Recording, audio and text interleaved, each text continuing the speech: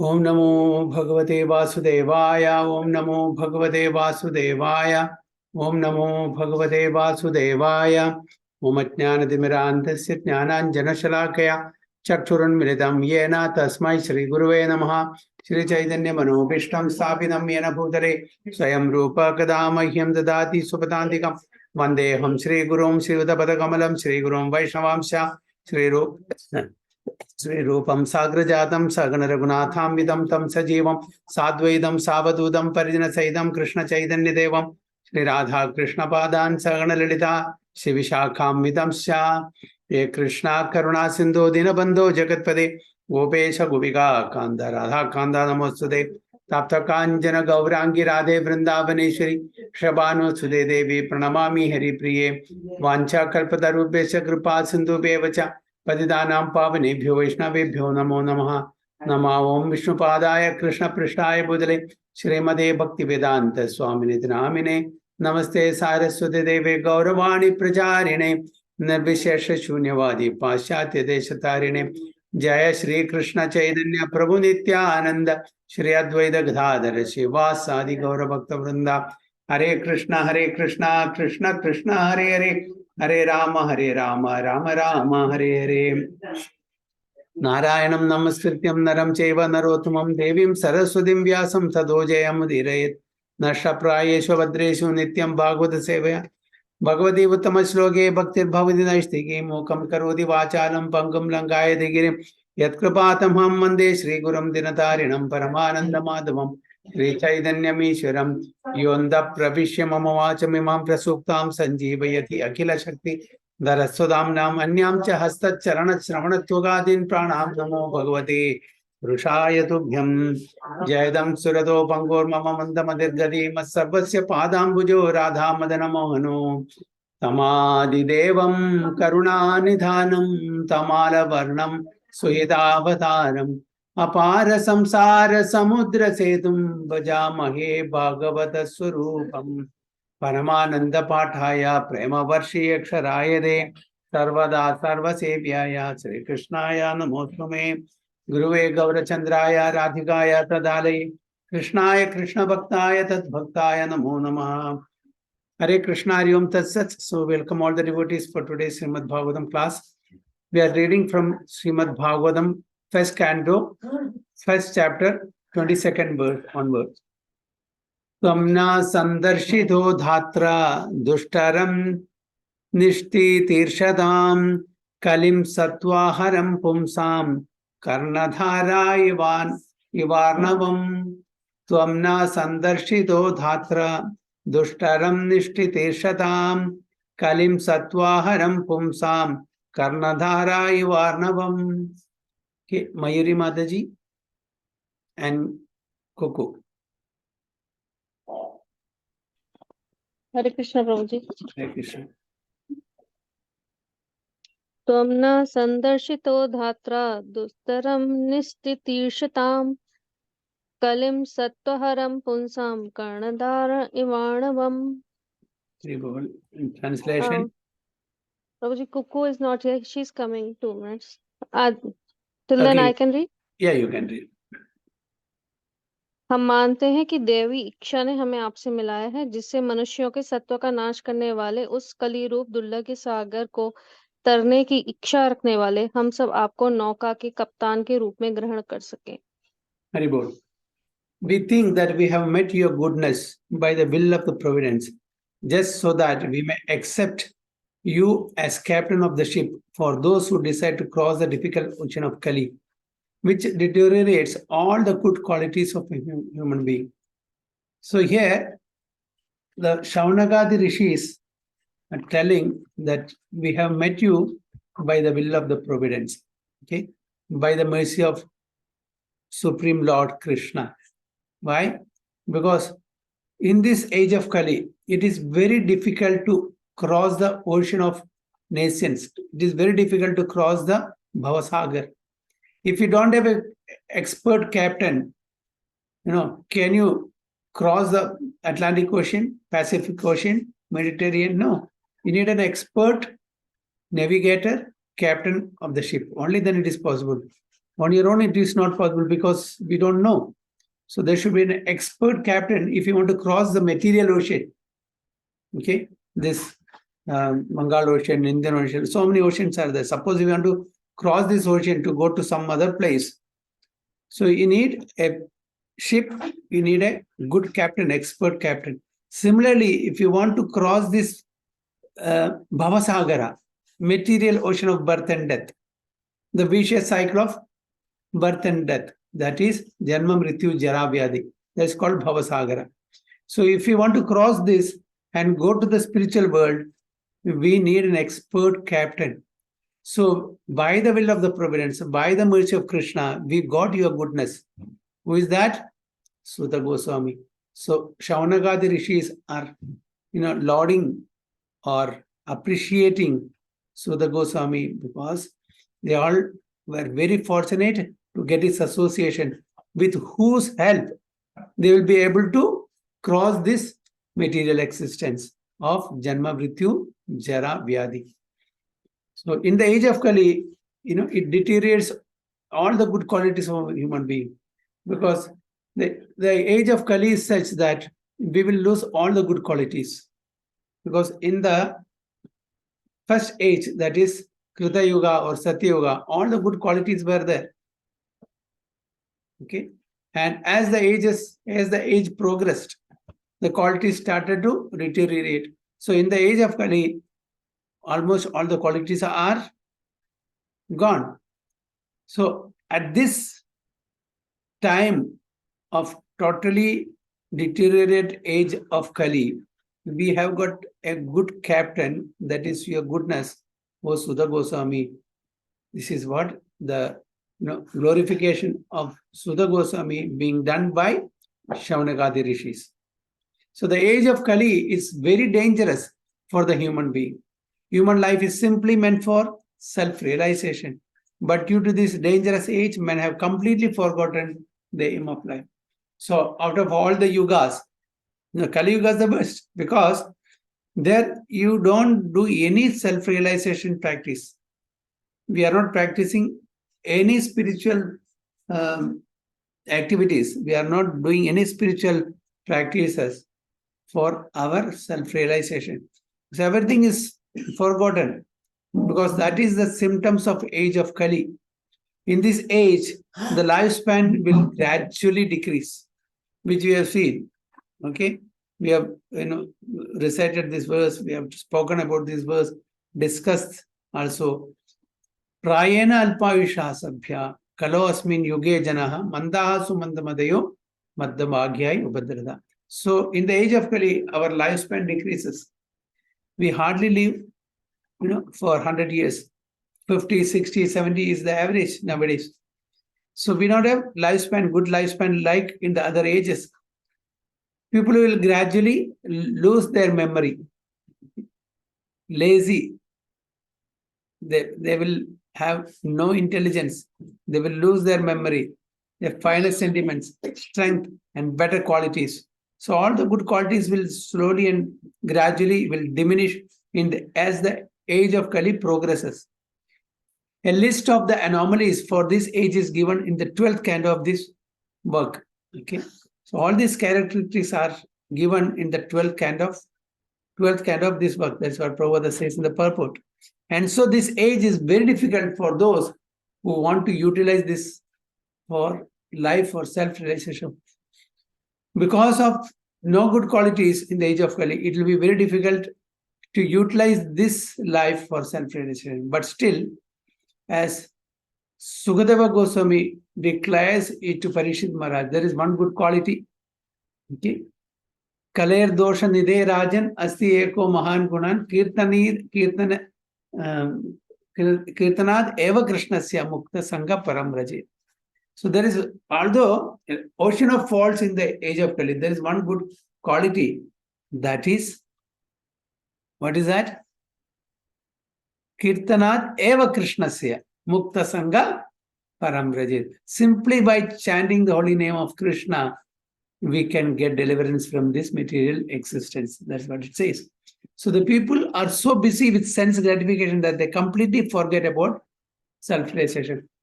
Because of the influence of Kali Yuga, people are not interested in self-realization. They think that this life is for their material sense enjoyment. So they don't have any knowledge about the self-realization, who we are, who God is, what is the purpose of life. All these things are unknown to them. Even if somebody tries to inform them, inspire them to practice spirituality, they are not interested because they think that this is all mythology or mythology, or they are not interested in that. So they just want to live a sense gratificatory life, nothing more than that. They are not interested in spirituality at all. So this is the influence of Kali Yuga. So out of madness, they frankly say that there is no need for self-realization because they do not realize that this brief life is but a moment on our great journey towards self-realization. So they don't understand that this fraction of second in our whole cosmic time scale, our life is just a fraction of second, we can say. That is not for that is not taking us towards self-realization. This journey, they don't know that it is meant for self-realization, but they think that this is for sense gratification. So the whole system of education is geared to sense gratification. And if a learned man thinks it over, he sees that children of this age are being intentionally sent to the slaughterhouses of so-called education. So, as we have discussed many times earlier, the present day education system are only trying to give us more and more material comforts, okay, on the platform of material comfort and happiness. Even that they are unable to give because of so much of cheating and duplicity and so many other things, negativity in this society. So, in the name of advancement, material advancement, we think that we are enjoying, but actually we are going backward. Okay, we are creating a lot of problems by the so-called technical and scientific advancement. We may have some comfort in new gadgets and everything, but these are all taking us, it's taking a toll on our health, okay, on our relations, on so many things. We are thinking that we are doing things, but it is not advancing actually. It's actually taking a toll on our so many life values. So learned men, therefore, must be cautious of this age. And if they at all want to cross over the dangerous ocean of Kali, they must follow the footsteps of the sages of Naimisharanya, except Sri Siddha Goswami or its bona fide representative as the captain of ship. So Prabhupada writes here very nicely, intentionally sent to the slaughterhouse of so-called education. The so-called education of this present age is as good as sending our children to the slaughterhouse. What happens in slaughterhouse? They are being butchered, slaughtered. Okay, so we are getting such education, which is not good for our self-realization. Nothing is taught about spirituality in our school or colleges or universities. Only how we can make more and more money, how we can compete in this material world, somehow, by hook or crook, make more money and make more sense gratification. This is what is being taught in the educational institution nowadays. That's why Prabhupada says a slaughterhouse. It is as good as butchering or slaughtering the animals. But here, in this society of education, we are being slaughtered. No spiritual education is given in colleges or universities or schools. They are least bothered about that. So, if at all we want to cross the dangerous ocean of Kali Yuga, then we must follow in the footsteps of the sages of Naimisharanya and accept Sri Siddha Goswami or his bona fide representative as the captain of ship. So we should accept either Siddha Goswami or the representatives coming in his parampara. Okay. They are the authentic representative who can help us in getting out of this material existence. So the ship is the message of Lord Krishna in the shape of Bhagavad Gita or Srimad Bhagavatam. So Prabhupada says, So what is the ship? It is the message of Lord Krishna given in our Vedic scriptures like Bhagavad Gita and Srimad Bhagavatam. By scrutinizingly studying this Bhagavad Gita and Srimad Bhagavatam, now we will be able to understand the purpose of human life, the values of human life, who we are, who's God, who the Supreme Lord is, how we can connect with our Supreme Father and get out of the material existence once for all for our eternal happiness and knowledge full of life. So this is what Siddha Goswami is instructing Shavanagada rishis in reply to their query. So the age of Kali is very dangerous, is very difficult. That is what Shavanagada Rishi is telling. So it is our good fortune that we met you. It is the will of the providence that you are helping us. You are inspiring us to take the right path, even though it's not very favorable. This Kali Yuga is not very favorable for our spiritual advancement, but it's still our good fortune that we met your goodness, who can help us in crossing over this age of material existence or Kali Yuga. So this is briefly the explanation of this particular verse. So any questions or any comments so far? No, Prabhuji. So we'll go to text 23. Bruhi Yogeshware Krishne, Bruhi Yogeshware Krishne, Brahmanye Dharma Varmani, Swam Kashtam Adhunopete, Dharmakam Sharanam Gada. Bruhi Yogeshware Krishne, Brahmanye Dharma Varmani, Swam Kashtam Adhunopete, Dharmakam Sharanam Gada. Okay, who else is there? Vandana Mataji? Yes, Hare Krishna Prabhuji. Hare Krishna. ब्रूहि योगेश्वरे कृष्णे ब्रह्मण्ये धर्मवर्मणि स्वां काष्ठा मधुनोपेते धर्मां कं शरणं गता. Very well. Parag Prabhu, can you read? Otherwise, I can ask. You can read? I can read, Prabhuji. Hare Krishna. Okay. I can read, Prabhuji. Okay. Hare Krishna, Prabhuji. Translation. Since the Sri Krishna, the absolute truth, the master of all the mystic powers, has departed for his own abode, please tell us to whom the religious principle have now gone for shelter. Very good. Hare Krishna. So, here, the last question, there were 6 questions now asked by Shavanagadi Rishis to Siddha Goswami. Okay, this is the last question. Since Sri Krishna, the absolute truth, the master of all mystic powers, has departed for his own abode, please tell us to whom the religious principles are gone for shelter. Now, can anyone give or tell all the 6 questions that are asked by Shavanagadi Rishis to Siddha Goswami? They asked 6 relevant questions. What are those 6 questions? This is the 6th question. Can anyone say? Anyone remember? A revision.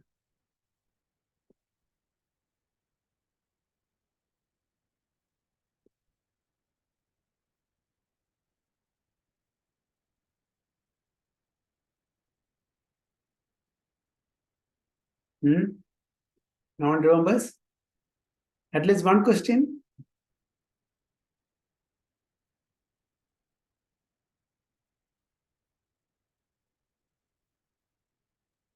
Mayuri Mataji?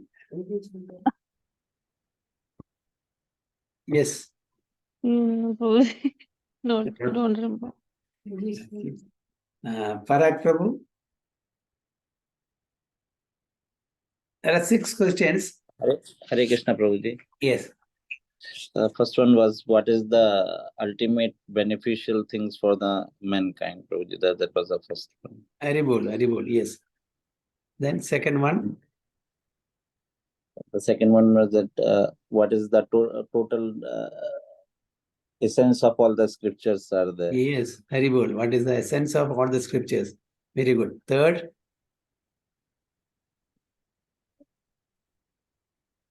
I don't remember, Prabhuji. Sorry. why did Lord Krishna appear as the son of Vasudeva and Devaki? Fourth, please explain about the Purusha avataras. Fifth, please explain about the Leela avataras. Sixth, please tell us, where did the religion take shelter after Lord Krishna left this material world?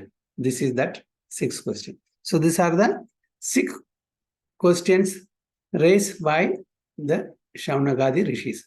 So here, since Sri Krishna, the absolute truth, master of all mystic powers, has departed for his own abode, please tell us to whom the religious principles have gone for shelter.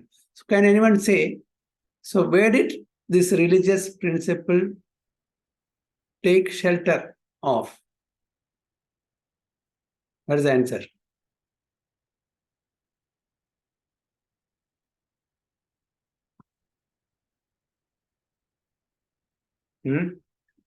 Where did religious principles take shelter after Krishna left this material world? Srimad Bhagavatam, Prabhuji. Haribol, yes. Srimad Bhagavatam. There is no difference between Srimad Bhagavatam and Lord Krishna. It is the book incarnation, Krishna's book incarnation. Okay, letter incarnation. So there is no difference. So it is that's what, when we recite that Tamadidev, in that this thing, Tamadidevam, Karunanidhanam, Tamalavarnam, Suhita Avataram. So he comes as Avatara in the book form. Okay, so letter incarnation. So the religion took shelter in Srimad Bhagavatam. There is no difference between Krishna and Bhagavatam, this literature. Okay. So essentially, religion is the prescribed codes enunciated by the personality of Godhead himself. Whenever there is gross misuse or neglect of the principles of religion, the Supreme Lord appears himself to restore religious principles.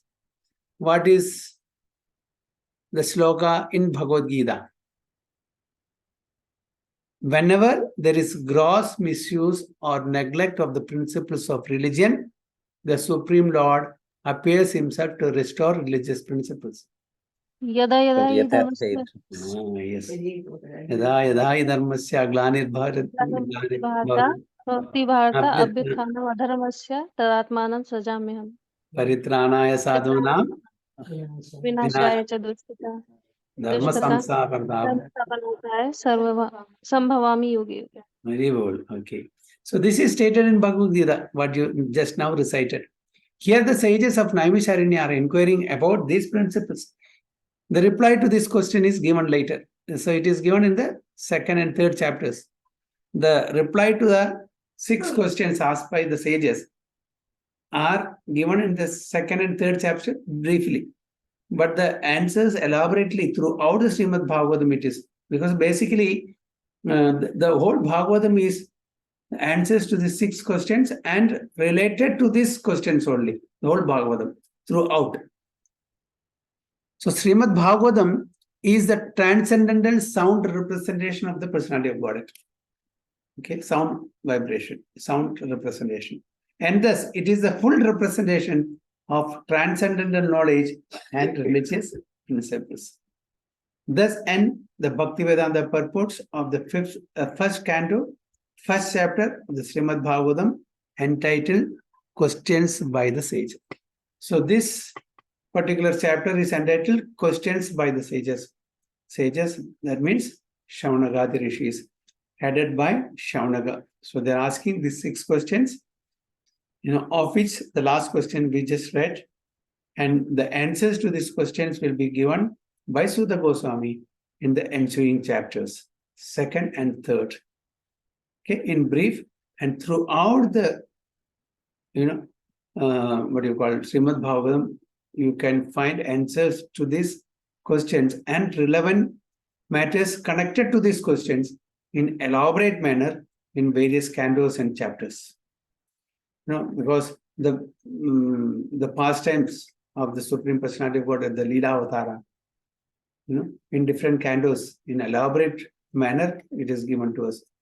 Okay, Narasimha Leela, for example, this, and the Sri Lord Krishna's childhood pastimes, 10 canto full, isn't it? 10 canto full, his childhood pastimes, his appearance in childhood pastimes. Many different leelas are there. Varaha, Purma, Varaha, Narasimha, Vamana. All these leelas are elaborately given. And plus, the childhood pastimes of Lord Krishna is in full 10th canto it is given. And about the coming yugas, the Bhavishya also, the Kali Yuga also, because this is written in the beginning of Kali Yuga. So what is going to happen in Kali Yuga? So about the future also it is predicted. Okay, and there are samvads, conversation between many, just like conversation between Krishna and Uddhava. Okay, and conversation between Vidura and Maitreya. And there are so many conversations, and conversation between Nava Yogindras and King Nimi and Vasudeva, Narada. So many conversations are there. So these are all given, and in those conversations, they're all referring and or reflecting the incidents or leelas happened in previous yugas, previous kalpas, like that. So we are getting not in chronological order. All these things are not happening even on this planet also.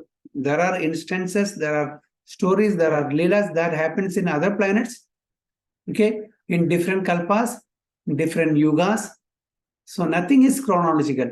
When a particular question is asked by somebody, so the Bhakta, the speaker, is referring to different incidents or leelas which can clarify that particular questions or answer to that question.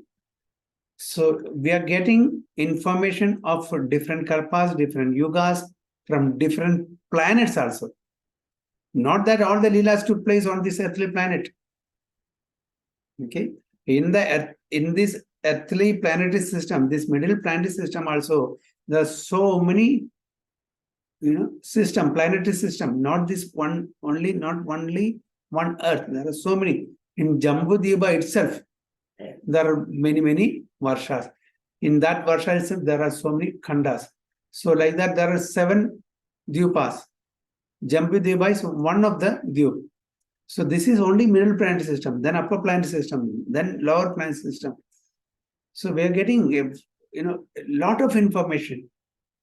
So simply by studying this Srimad Bhagavatam, it is possible for us to leave this material world, material existence, and go back home, back to Godhead in this particular life itself.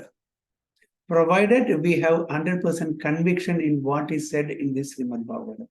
So we should have 100% conviction in the words of Lord Krishna and his pure devotees. So we should have conviction in the scriptures. Then it is possible. If you don't have conviction, if you don't have faith, then we may have to come back and again. Until such time we develop that faith and conviction in Lord Krishna. So like that we have concluded the first canto, first chapter. So we'll move on to the second chapter. Okay. The caption of this chapter is Divinity and Divine Service, chapter 2.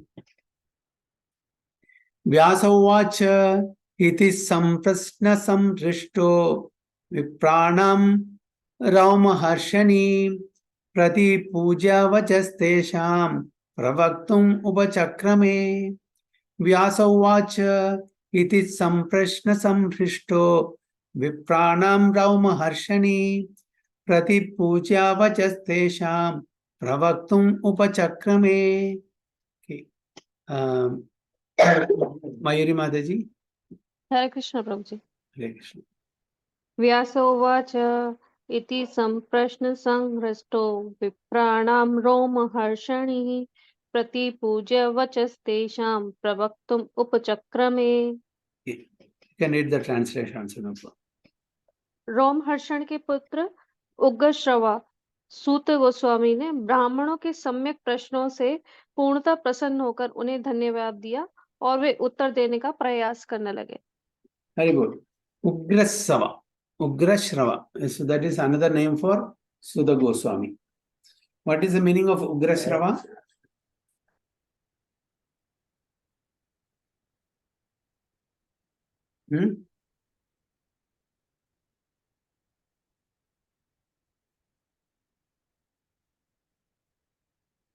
Any idea?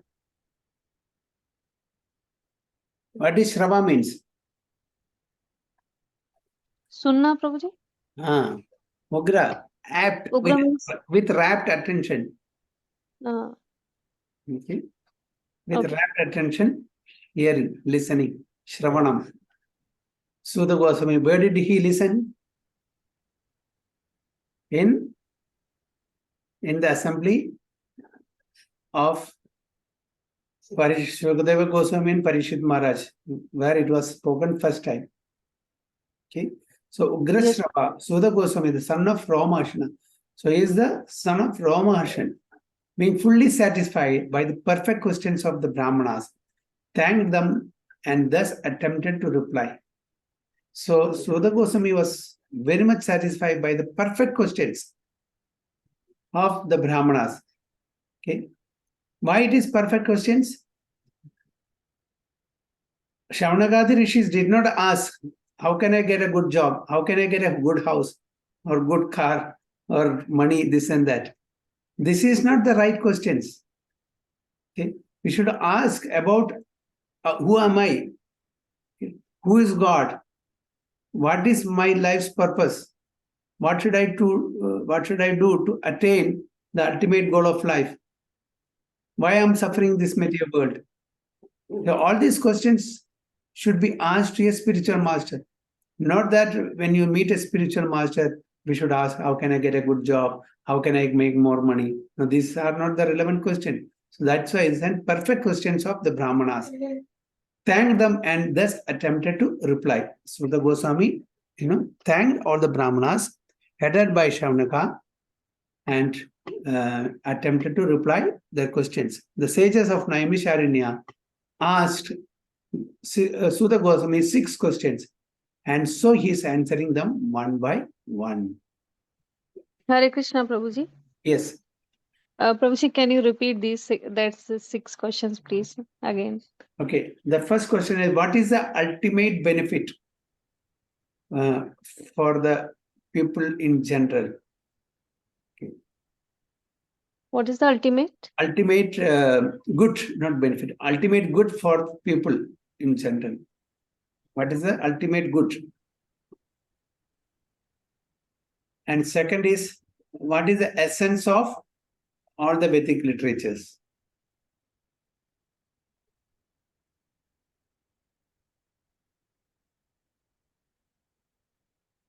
Third is, why did Lord Sri Krishna appear as the son of Devaki and Vasudeva?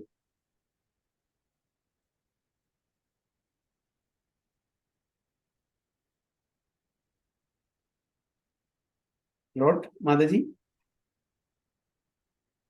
Yes, Prabhu ji. Third Okay. noted.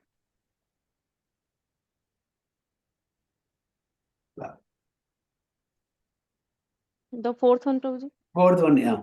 Fourth one is, please explain about the Purushavasaras.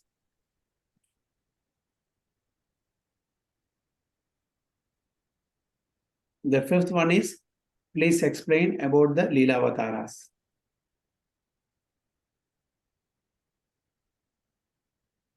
And the sixth one is, as we spoke earlier in that verse, where did religious principle take shelter after Lord Krishna left this mortal world, material world?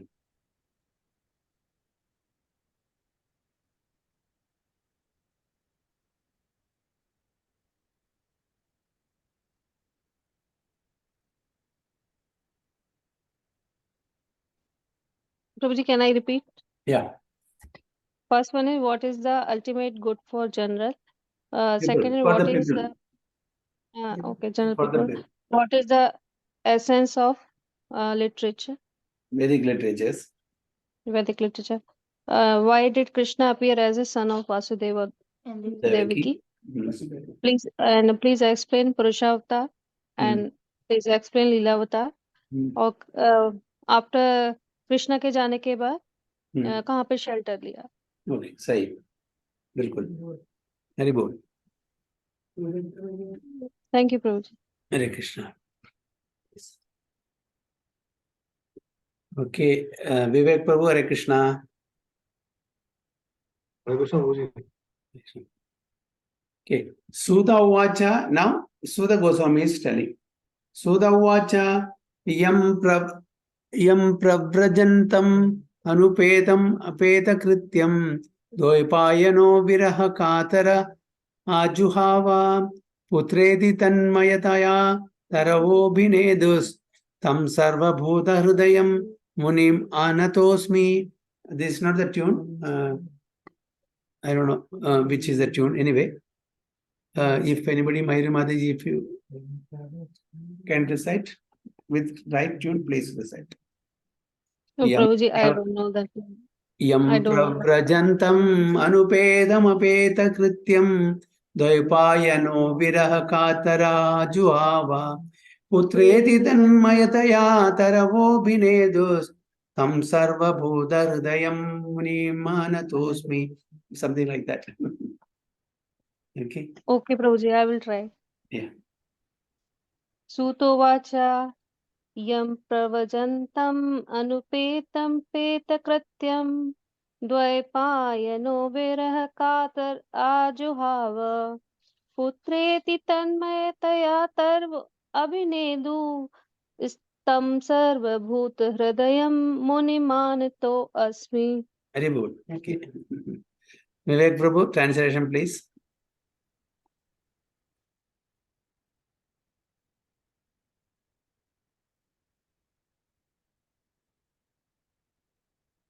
Vivek Prabhu, are you there? Prabhu ji, you told me? Yeah. Yeah. Okay, translation. Srila Sutta Goswami said, "Let me offer my respectful obeisances unto the great sages, Shukadeva Goswami, who can enter the hearts of all. When he went away to take up the renounced order of life, sannyasa, leaving home without undergoing reformation by the sacred thread of the ceremonies observed by the higher caste, his father Vyasadeva, fearing separation from him, cried out, 'O my son, indeed only the trees which were absorbed in the same feeling of separation echoed in response to the bereaved father.'" Very good. Srila Sudha Goswami said, "Let me offer my respectful obeisance unto the great sage Sukadeva Goswami, who can enter the hearts of all." So, why Sudha Goswami is paying respectful obeisance unto the Sukadeva Goswami? Because his spiritual master is Sukadeva Goswami. Sudha Goswami heard Srimad Bhagavatam from Sukadeva Goswami while he was reciting Srimad Bhagavatam to Parikshit Maharaj. So, in that assembly, he was there. Sudha Goswami is there. So, Sudha Goswami's spiritual master is Sukadeva Goswami. So, he is paying his respectful obeisances unto that great sage. And who can enter the hearts of all? So, he can penetrate into the hearts of all and impart this knowledge. He has got that capacity, that ability. He is not an ordinary person. Why? When he went away to take up the renounced order of life, sannyasa, leaving home without undergoing reformation by the sacred thread or the ceremonies observed by the higher caste, his father Vyasadeva, fearing separation from him, cried out, "O my son, indeed only the trees which were absorbed in the same feelings of separation echoed in response to the bereaved father." So the moment he was born, he did not look back. He just, when we are born, can we walk? We'll be able to walk after 1 year, 2 years, something like that. The moment Sukadeva Goswami was born, immediately he got up and walked, even without looking back. without even seeing this mother and father. Why? Because he was 16 years old when he was born. He was 16 years in the womb of mother. And he did not undergo any reformatory process. Okay, usually, the reformatory process should be there. Jataka karma, naming ceremony, annaprashna, thread ceremony, all this, nothing. He just simply went away from where, immediately after his birth. And in separation, Vyasadeva was shouting, crying and shouting.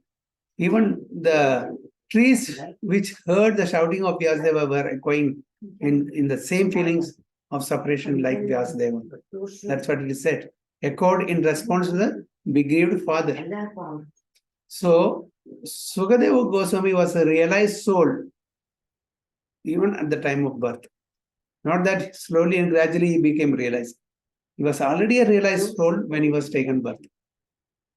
Okay, that's why at the age of 16, he did not have to undergo any process of reformation. He was already a realized soul when he was taken birth. So he did not have any attachment to the worldly affairs. So he did not have any attachment to his own father and mother. What to speak of the worldly things around him. So that was his position. So the institution of Varna and Ashrama prescribes many regulative duties to be observed by its followers. Such duties enjoin that a candidate willing to study the Vedas must approach a bona fide spiritual master and request acceptance as a disciple. Somebody wants to study Vedic literatures, in a systematic manner, in a bona fide way, they should approach a bona fide spiritual master, take his guidance, take shelter of him, take diksha from him, then he will be able to receive that knowledge in the proper way.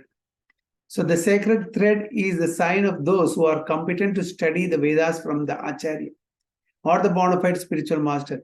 Sri Sukadeva Goswami did not undergo such purificatory ceremonies because he was liberated soul from his very birth. So this is called Upanayan, the sacred thread ceremony.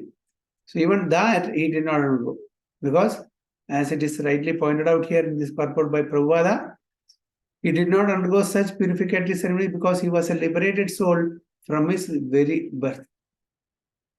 So he did not undergo any such purificatory processes. Generally, a man is born as an ordinary being, and by the purificatory processes, he is born for the second time. So it is said that Janmana jayate Shudra. Okay. Samskarat bhavet Dvija. Veda patnat bhavet Vipra. Brahma janadi idi Brahmana. So by birth, we are all Shudras. Okay. Even if one may take birth in a Brahmana family, but still he is considered as a Shudra till such time that he takes his sacred thread ceremony. So, samskare bhave dvija. By samskara bhave dvija. That is twice born. Twice born means spiritually born. When you get the Upanayana thread ceremony, you are spiritually born. So, till then is considered as Shudra only. There is no purificatory process. But as far as Sukadeva Goswami is concerned, he did not undergo because he is already a realized soul. Okay. He is a realized soul and is a liberated soul. So a liberated soul doesn't come under the purview of conditioned soul. Only conditioned souls have to undergo this reformatory process. Okay. So that is the reason. So the spiritual master accepts only the sincere inquirer as his disciple and gives him the sacred thread. In this way, a man becomes twice born or dvija. Samskara bhavet dvija. Dvija means twice born. So after qualifying as a dvija, one may study the Vedas. So who is qualified to study Vedas? Only who has taken the sacred thread, the Vedas. One may study Vedas. And after becoming well versed in the Vedas, one becomes a Vipra. Learned. Vipra means learned, scholar. A Vipra or a qualified Brahman thus realizes the absolute and makes further progress in spiritual life until he reaches the Vaishnavas. So the Vipra, the learned man, becomes a Brahmana, Brahma Janadi iti Brahmana. Okay, he knows who is Brahman, and beyond Brahmana is a Vaishnava. That is a hierarchy. So the Vaishnava stage is a postgraduate status of a Brahmana. So what is Vaishnava stage? It is a postgraduate status of a Brahmana. A progressive Brahmana must necessarily become a Vaishnava. For a Vaishnava is self-realized, learned Brahmana. Okay, Vaishnava is a self-realized, learned Brahmana. So when we take birth, we are Sudra. When we take initiation or Diksha, Upanayana, Samskara, we become Dvija. When we learn Vedas, we become, what you call Vipra. Then, and when we further advances, we become a Brahmana. Then when he further advances, he becomes a Vaishnava. Srila Sukadeva Goswami was a Vaishnava from the beginning. There was no need for him to undergo all the processes of the Varnashrama Institute. So it was not necessary for him to go step by step. Varnashrama Dharma. Ultimately, the aim of Varnashrama Dharma is to turn a crude man into a pure devotee of the Lord or a Vaishnava. So the very method of this Varnashrama Dharma, okay, the very purpose of this Varnashrama Dharma is to make a man pure, a Vaishnava. So he's already Vaishnava, so why he has to undergo all these things? Anyone, therefore, who becomes Vaishnava, accepted by the first class Vaishnava or Uttamadhikari, Vaishnava is already considered a Brahmana, regardless of his birth or past. So, as Krishna rightly says in Bhagavad Gita, Chatur Varnyam Maya Srishtam Guna Karma Vivagacha. So, a Brahmana is not by birth. According to his Guna and Karma, it is decided who is a Brahmana. Sri Chaitanya Mahaprabhu accepted this principle and recognized Srila Haridas Thakur as the Acharya of the holy name, although Thakur Haridas appeared in a Mohammedan family. So Chaitanya Mahaprabhu accepted even Haridas Thakur as an Acharya, even though he was a born Muslim. Okay. Even he was a born Muslim, but he accepted as an Acharya. How can we accept a person who is born in some other religion to be an Acharya? We cannot accept. But Chaitanya Mahaprabhu accepted because he was a pure devotee of the Lord. He was not born in a Brahminical family, but still he was more than a Brahmana, he was a Vaishnava. So in conclusion, Srila Sukadeva Goswami was born a Vaishnava, and therefore Brahmanism was included in it. So from his childhood itself, he started chanting Hare Krishna mantra. He was following Sanatana Dharma, although born in a Muslim family. Lot of objections were there from his own family being a Muslim. But he surpassed all these things by the mercy of Chaitanya Mahaprabhu. He was punished many times. He was, whipped many times in 21 or 22 marketplaces. But still he withstood all this turmoil by the mercy of Chaitanya Mahaprabhu. So Srila Sukadeva Goswami was born a Vaishnava, and therefore Brahmanism was included in him. He did not have to undergo any ceremonies. Any law-bound person, be he a Kirata, Hyuna, Andhra, Pulinda, Pulkasa, Abhira, Shumbha, Yavana, Khasa, or even lower, can be delivered to the highest transcendental position by the mercy of Vaishnava. These are, low-class people in the human society, all these names. Okay, Kirata, Hyuna, Andhra, Pulinda, Pulkasa, Abhira, Shumbha, Yavana, Khasa, or even lower, can be they are all even lower than Chandalas, can be delivered to the highest transcendental position by the mercy of Vaishnava. So even such people can become a Vaishnava by the mercy of a Vaishnava.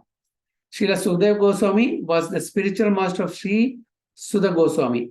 So Siddha Goswami considered Srila Sukadeva Goswami his spiritual master because he got this Bhagavatam, Srimad Bhagavatam from Sukadeva Goswami, who therefore offers his respectful obeisances unto Srila Sukadeva Goswami before he begins his answers the questions of the sages of Naya. So he never thought himself the master, Sukadeva Goswami. He always gave the credit to Sukadeva Goswami from whom he listened this Srimad Bhagavatam. So every one of us should never take the credit that I know everything, I am the doer, I know it is because of me the other person got this. No, we have to give the credit to our predecessor, spiritual masters, the previous acharyas. It is not our ability that we are, able to speak this. It is by the mercy of the previous acharyas.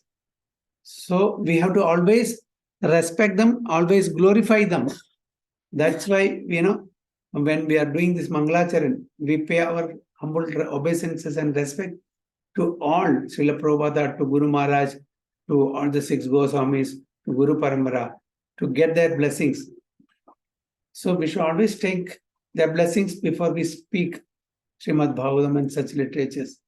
It is because of their mercy we are able to speak. So that is the reason Siddha Goswami is glorifying Sukadeva Goswami before he attempts to answer the questions raised by Shaunagadi rishis. So before he is beginning to answer the questions of sages of Naimisharanya, he is paying his obeisances to Sukadeva Goswami, who is his spiritual master, from whom he got all this knowledge. Like that, when we try to read Srimad Bhagavatam or Bhagavad Gita or any Vedic literature for that matter, we should pay our humble obeisances to our Guru Maharaj, to our Guru Parampara, to all the acharyas in the line, in our line. We should not think that I am the doer, I am the speaker, I know everything. No, never. So we always respect and pay obeisances in our mind before we start such class or reading Srimad Bhagavatam, Bhagavad Gita or anything like that.